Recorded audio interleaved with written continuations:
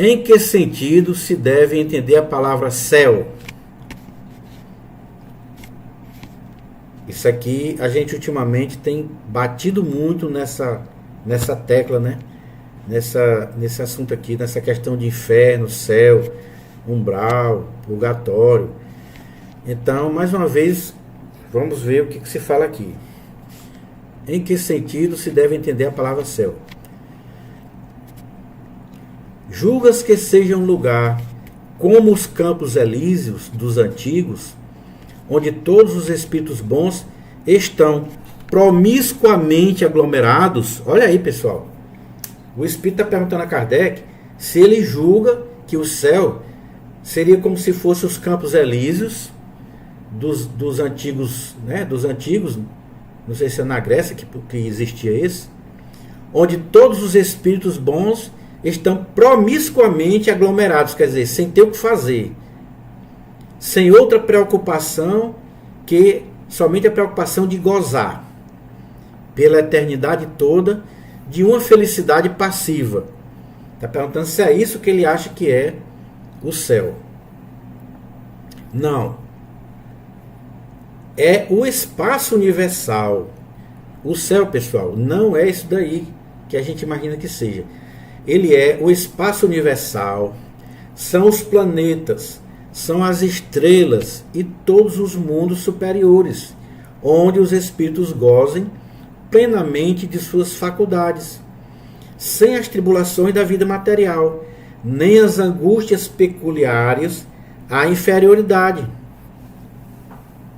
Aí eu pergunto aqui a vocês, aqui na Terra, pessoal,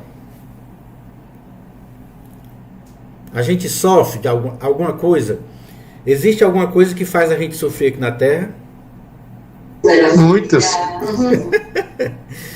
Muitas, é, tio? Eu, por exemplo, a minha idosa, então.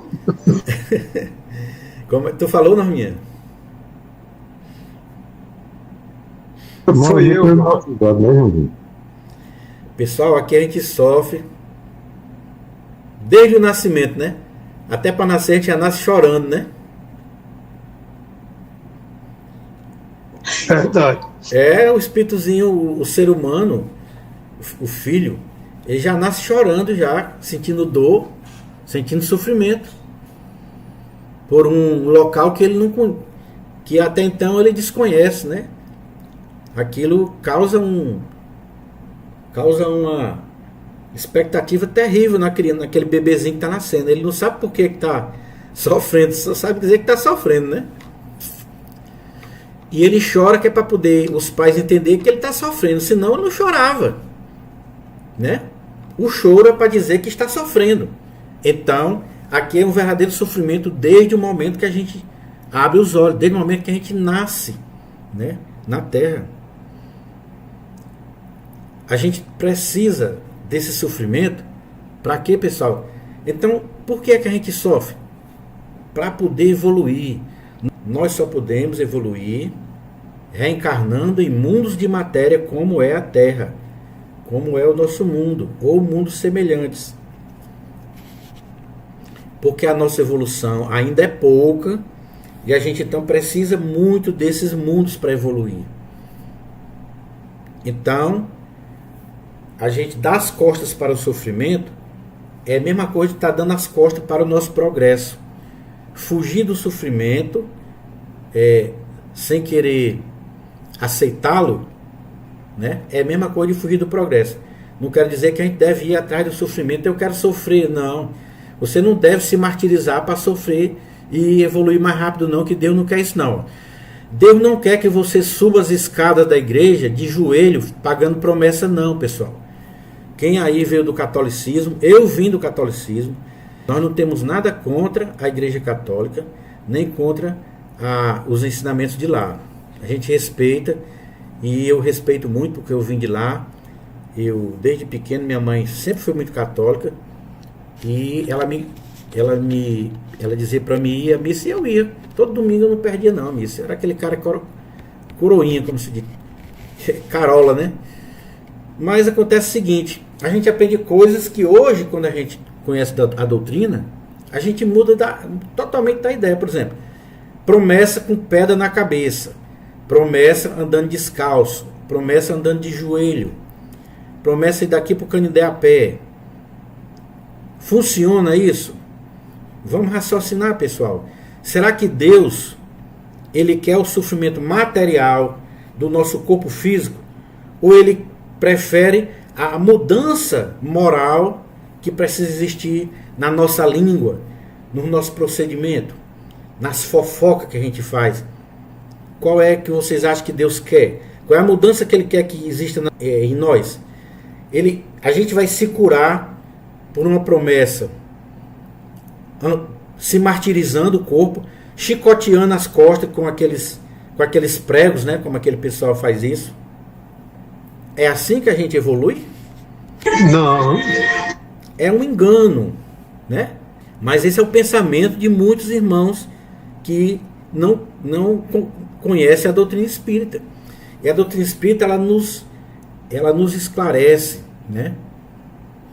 Ela nos informa que não é dessa maneira, né? Então ele disse assim, que o céu é o mundo espiritual, pessoal. Aqueles mundos onde o espírito já saiu dessa necessidade de reencarnações em mundos feitos de matéria, que nem o nosso, matéria grosseira. Quando a gente sai dessa condição de precisar passar por esse tipo de sofrimento, quando a gente adquire a nossa melhora moral suficiente, que não precisa mais estar aqui, a gente já vai para mundos melhores, mundos onde o bem é superior ao mal, mundos onde só existe o bem, e mundos felizes, né? Mundos celestes, que é o mundo dos espíritos puros, até chegar na condição de poder vermos a Deus, né? Entendermos o desejo dele e passarmos a ser co-criadores, que nem Jesus, né? Jesus é o co-criador. Alguns espíritos disseram estar habitando o quarto, o quinto céu, etc. O que queriam dizer com isso? Se lhes perguntais que céu habitam, é que formais ideia de muitos céus dispostos como se fossem andares de uma casa, né? Eles então respondem de acordo com a vossa linguagem. Então, pessoal, se eu perguntar a um espírito bom, a um espírito superior, o que é quarto ou quinto céu, ele vai dizer de acordo com a maneira que eu vou entender. Entendeu? Ele vai falar de acordo com a minha cultura. Ele não pode falar de outra forma, para poder eu entender. Então, se eu tenho as minhas ideias ainda muito materializadas, aí ele vai falar como se o céu fosse um primeiro andar, segundo andar, terceiro andar, entendeu? Como se esses andares fossem as elevações, né? Mas por estas palavras, quarto e quinto céu, exprimem diferentes graus de purificação e, por conseguinte, de felicidade, né? É exatamente como quando se pergunta a um espírito se ele está no inferno. Se ele for desgraçado, dirá sim, porque para ele inferno é sinônimo de sofrimento. Sabe, porém, muito bem que não é uma fornalha. Um pagão diria que está no Tártaro, né? Porque o inferno dos pagãos era um Tártaro, vocês lembram, né? O mesmo ocorre com outras expressões análogas, semelhantes, né? Tais como cidade das flores, cidade dos eleitos, primeira, segunda ou terceira esfera, etc.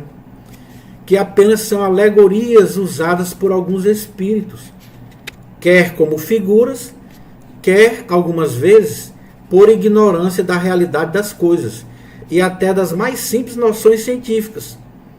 Então alguns espíritos eles falam assim porque eles mesmos ignoram, eles próprios ignoram essa questão de evolução hierárquica, moral, né?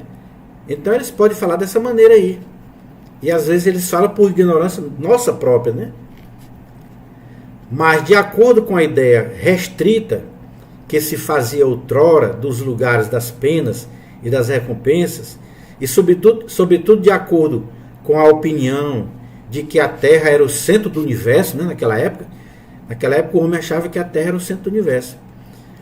Achava que o firmamento formava uma abóbada e que havia uma região das estrelas, né? O céu era situado no alto e o inferno embaixo. Daí as expressões subir ao céu, estar no mais alto dos céus, ser precipitado no inferno. Hoje que a ciência demonstrou ser a Terra apenas entre tantos milhões de outros, uns dos menores mundos, né? Sem importância especial, que traçou a história da sua formação e lhe descreveu a Constituição, que provou ser infinito o espaço. A ciência hoje prova, né, que o espaço é infinito. Não haver alto nem baixo no universo. Teve-se que renunciar a situar o céu acima das nuvens e o inferno nos lugares inferiores. Então a ciência provou que não pode o céu estar em cima e o inferno embaixo, porque isso não existe. Quanto ao purgatório, nenhum lugar lhe fora designado. Estava reservado ao Espiritismo dar de tudo isso a explicação mais racional, mais grandiosa e ao mesmo tempo mais consoladora para a humanidade. Pode-se assim dizer que trazemos em nós mesmos o nosso inferno e o nosso paraíso. O purgatório achamos-lo na encarnação, nas vidas corporais ou físicas. Então, pessoal, para nós, o purgatório, para os espíritas, o purgatório é a Terra. É aqui que nós purgamos os nossos erros. Entende? E céu e inferno é uma questão de consciência, apenas isso. Não é local circunscrito. Já falamos várias vezes que não pode ser lugar circunscrito. Agora eu encerro aqui para a gente fazer perguntas, né, pessoal?